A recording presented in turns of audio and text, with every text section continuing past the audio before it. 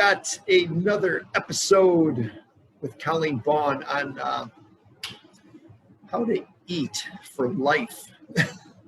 So we're going to talk today about, there's a myth out there that eating healthy is really expensive. I can't afford to eat healthy and put good nutrients into my body because I've got 4 kids. I've got 3 kids. There's been a downturn in our economy. How do I maintain my health? So you can eat healthy on a budget, and you, Colleen, are going to show us how. Yes, or at least give you some ideas. Yes. So first and foremost is if budget is of concern, I think we have to learn to be a little more flexible in terms of what we're buying. And so it's difficult when we overlay budget and being really rigid in the types of foods that you're open to bringing in and trying out.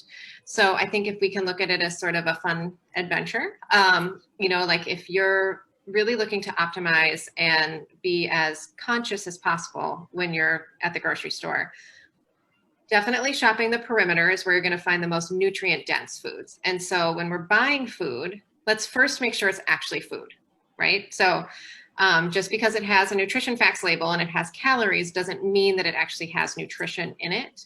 So I tend to have people look to put the majority of their food budget into things that, grow or grazed at some point. And so something that at one point was living. And so plants, we're going to think about fruits. I just stay fruit flexible. So go in and whatever fruit's on sale is the fruit that I'm bringing home. And so in the summertime, you can get great deals on your berries and, some of the more tropical type things. In the winter, it's going to be kind of slim pickings. So it's going to be like your pears, your apples, your oranges, clementines, things like that. But again, be just flexible with what it is. And then number one, you're getting diversity in your diet, which is super important for your overall health. And then number 2, you're being more budget conscious. So that's super helpful that way. Also opting for things that are a little more hearty. And so in terms of fruits, if you can do the apples and oranges, those tend to stay fresher a little bit longer. And so being mindful of that over, say, like the already ripe plums or apricots or, those softer fruits. When it comes to vegetables, similar concepts. So look for what's on sale, try something new. So if you go in and you normally always get spinach, but this mixed green thing is on sale instead, get that one instead. Again, diversity is really, really critical for your gut microbiome. And so that's really helpful. And then also being mindful of what's going to be the heartiest things for me to have in my refrigerator. And so I love cabbage for that reason. I love zucchinis for that reason. They keep, I like to do, you can play with things like, even like jicama, that keeps really well, to get out of the box a little bit. Things like- That's way outside the box, girl. Right? Jicama. It's exciting. It's crazy talk. Man. But it's crunchy and delicious. And then but like, things like tomatoes and sometimes peppers, cucumbers, those, I swear, I don't know how many like moldy, nasty cucumbers I have thrown away in my life, but it's far too many. And again, in terms of nutrition, a cucumber doesn't have a whole lot. It's mostly just water. So I would much prefer people have zucchini and squash and stuff. So as we get through the produce department, then we're going to come around to like the meat department usually. And this is, again, being flexible. So if you're dead set on making chicken, well, then you're kind of at the mercy of how much chicken costs that week.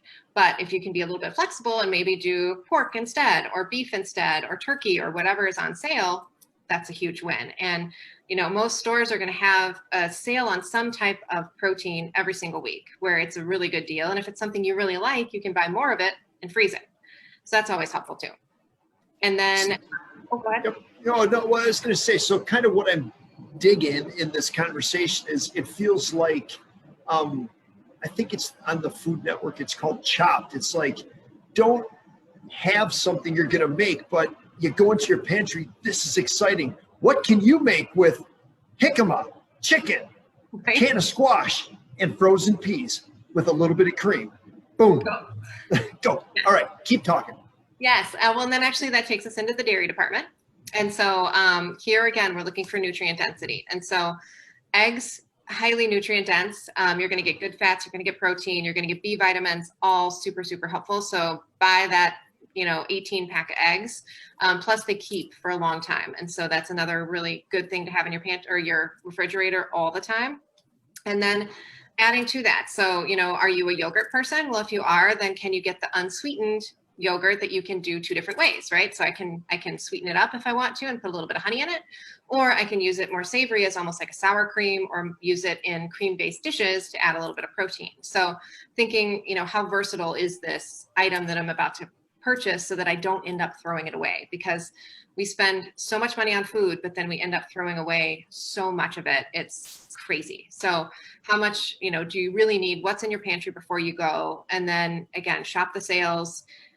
Make sure when you're buying food that you're buying food and not just buying a product that's labeled as food.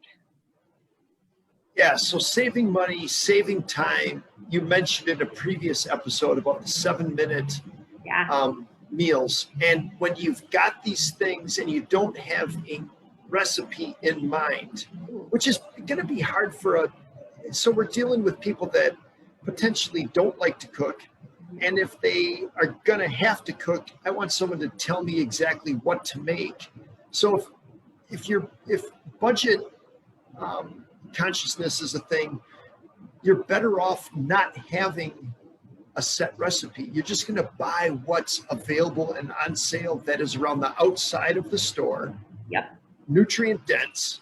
Yep. And my buddy Jack LaLanne, God rest his soul, if man made it, don't eat it. So shop the outside. If it needs to be grown or raised. Yep. And then you've got all this stuff in the 7-minute meal plan with Colleen Bawn. Yeah. Again, you use those spices, find the ones that you like. And, even if it's a blend, like if you're into the Mrs. Dash blends, then just Mrs. Dash it up and just get creative. And it doesn't have to be perfect. It's, we can have fun. It doesn't have to be this gourmet experience. We're looking for nutrient density, fueling our bodies, and having fun in the process. So awesome. Good stuff, Colleen. Yeah. Again, you nailed it. Thank you. Good stuff. Thank you.